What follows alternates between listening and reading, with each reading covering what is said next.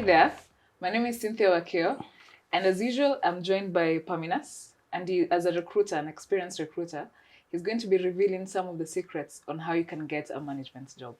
Thank you for joining me. Thank you, Cynthia. When you look at a management job, what are the things should professionals do to get one?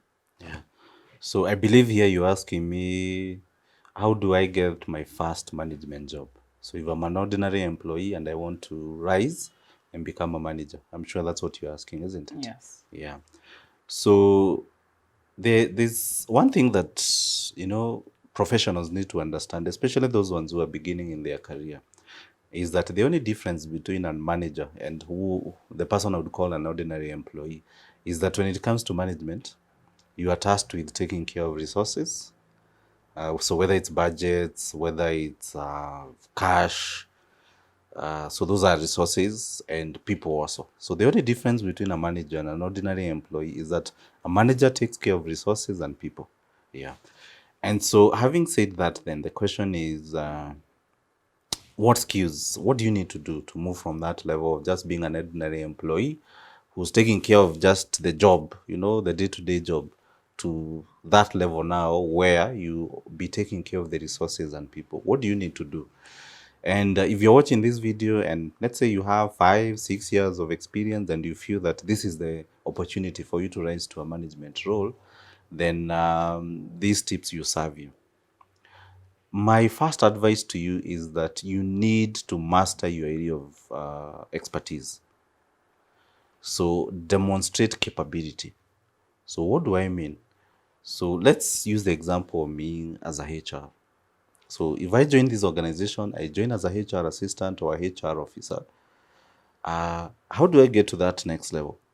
First is get to understand what is the job of a HR manager. So you can't call yourself a HR manager if you're not conversant with the labor laws, if you don't understand performance management, if you don't understand training, if you also don't understand the HR administration bit. I'm not saying you become an expert in all of these areas, but at least you must have an understanding. Also, if you're an accountant, and it's a field I understand because I began my career there, you cannot become a chief accountant or finance manager if all you know is one aspect of accounting. So let's say you only do account payables. You need to move beyond that. You need to know how to do management reports. You need to know how accounts receivables. You need to know how to do budgeting. You need to know how to do cash flow. So really becoming an expert in your area or profession is really important. If it's communication, Cynthia, this is a discussion we keep having. You can't just be good at, let's say, video, whatever we are doing now. You need to be conversant with digital marketing. You need to be good with search engine optimization. You need to be good with advertising if you want to advertise online. Yeah. So don't just confine yourself. And I see professionals making this mistake where they become so good in one area to the exclusion of the other areas. Yeah. Because how can you read then a team who understands more than you? It wouldn't be fair. Yeah. So master your area of competence as a starting point. The second point is demonstrate initiative. Management jobs, they don't go just to anyone and everyone. It's not every Cynthia, Jane, or Perminus or John who gets this job. So you've got to stand out. And the way you stand out is being able to demonstrate initiative. So to make it simple, have you identified other new ways something can be done? Do you have suggestions? Do you have an opinion on what, how you can improve the organization? So when you come forward with these suggestions, it doesn't mean they're out of this world. The fact that you're able to speak your mind, someone will look at you and say, wow, this person has ideas. This person is going places. Let's try this person. And that's how you find yourself being promoted to a supervisory or managerial role. Yeah. My third piece of advice is acquire soft skills. And here, you remember there's another video we did defining what soft skills are. And we said that soft skills are personal attributes that help you to either relate with people better or do the job in a better way. So a lot of us, we go to the university or we get certification to acquire the hard skills, the technical skills, the ability to do the job. So for example, for me to be in HR, I went back, I got certified in HR, so I understand the labor laws, I understand the HR policy.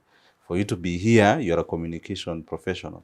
So they taught you, what do they teach you, by the way? Communication strategies, digital marketing, public relations. Yeah. Exactly. So good answer. So those are technical or hard skills. Yeah. But now remember what I said. A manager takes care of the resources and the people. So for the people aspect, we rely more on the soft skills. So here the question is, how is the emotional intelligence? How are your communication skills in terms of now influencing, being able to pass a message, motivate the other people?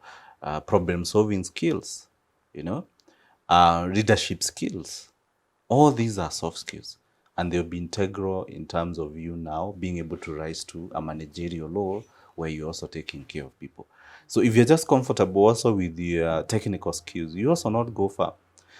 And that's why I don't know whether you've ever noticed that there are people who they're not really good at their job technical wise. If you look at the technical wise, there may be maybe 60 or 70% there. But if they look at their soft skills, these are people who are able to rally people together, they're able to influence. So you find their soft skills, they're at 100%. Guess who will be promoted? The one with the soft skills. It's the one with the soft skills, because we can all learn on the job. You can learn how to shoot this video. You can be a videographer if you so desire. But soft skills, if for example you're not able to relate with people, then you'll find that even if you have the technical skills, then you might be missing out on these are the higher roles that require you to engage and interact with people. Yeah, so soft skills are really key. Then the last piece of advice is you've got to really have the confidence to go for it. Yeah. Why? Because the nature of management and supervisory roles is that they are few. So for example, if you look at an SME, how many managers can you have? You can count them. Even for Safaricom, a very big organization, the number of managers and supervisors, they are very few considered to the other members of staff. So here, confidence is where you're able to put yourself out there. You don't mind to showcase your projects. You don't mind to speak about your successes.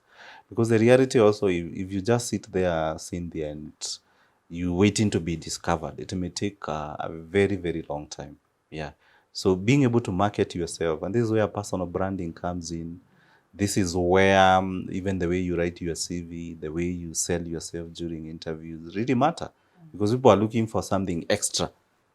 Yeah, because being a manager or a boss is actually, it requires a lot. It requires something extra. So even now when you're putting yourself out there, first is to have the confidence to go for it. It doesn't mean that you always succeed, but you've got to try. And then also how you do it also matters. And this is where the personal branding comes in, whether it's your CV, the way you interview, how you carry yourself, all those, they do matter. Yeah. So in a nutshell, I would say there are very many things you need to consider, but I would say for me, as a recruiter, like you said, as someone who's been in HR, as someone who helps people in a way get hired, I would say these are the the ones that stand out. Yeah. Yeah.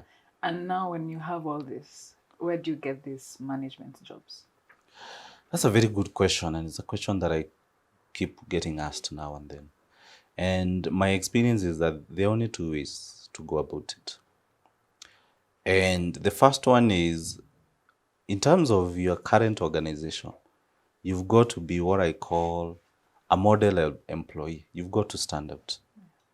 Now, a lot of times, it's the nature of human beings. We think the grass is greener the other side. But we haven't done our part to make our surrounding better. So ask yourself, how can I stand out as in my current position? And here I'm referring more to your work ethic. Are you able to keep promises? How is the quality of your work? Because people are looking at what you're doing. People are seeing what you're doing on a day-to-day basis. Yeah. Then from there, they will have confidence in you. And even if they don't have confidence in you, there are other opportunities outside there. You might be surprised. The customer that you are serving might be the person to come for you. If people look at you, Akio, and they see you have a nice brows, they can see the hairstyle is well taken care of. They can see the way you are asking me questions. Who knows? And I'm being very genuine here. Maybe someone can identify what you do and say, okay, let me engage Cindy also. That's a fact. Yeah. So opportunity starts from where you are. Yeah. I remember I myself, my first customer was my last boss. My first customer, I never forget that. Yeah. He gave me an opportunity, and it was quite, it's because of he knew me as an employee. I believe he liked the quality of my work. So when he heard now I'm doing something, he wasn't afraid to give me a chance as an entrepreneur.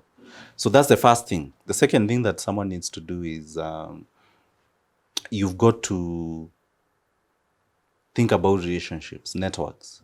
Why 50% of the jobs, especially management jobs, they're gotten through networks. And for a simple reason, people want to do business with people they like and trust. Yeah. So if you are good at what you do and customers can speak well of you, your former manager, boss can speak well of you, the people you interact with, when an opportunity comes, who will they remember? They'll say, oh, I know Cynthia, she's very good. She's a very good digital marketer. Give her this a chance and you'll be interviewed. Yeah. So even as you use other methods, you can use job adverts, you can network with us as recruiters. I think those two, you need to consider those two. Relationship, build relationship, whether it's recruiters, whether it's the people in your social circles, that can go a long way. And obviously where you are, just ask yourself, don't just be complaining. You know how we in Kenya we do it. You talk about, you only talk, see the bad thing. Look at what can you do to make the situation better. Yeah. And as we wrap up, do you have any advice for professionals looking to get into a management job? My advice to them is things don't just happen. You've got to take charge of your career. And every day when I'm coming to work and I see either Safaricom advertising or I see a politician has put a billboard, and these are sometimes people we know or companies that we know. Safaricom is the most profitable company, not only in Kenya, but East and Central Africa. But what do they do on a day-to-day basis? They advertise. They remind us that they exist. So even you take charge of your career. Your boss, your fellow employee, they will not help you as much as you yourself. You're the one who understand what you are looking for. So take charge of your career, whether it's a matter of acquiring skills, be it the technical skills or soft skills, developing relationship. First, do what you can before you give up. Before you say how the world is tough, before you say how the boss doesn't support you, before you say the salary you're being paid is not enough, what have you done yourself to better the situation? If you do, those things they come after. They are results of you doing something.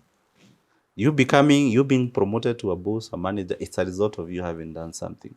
You earning a higher salary is a result of you having done something. You working for who is who.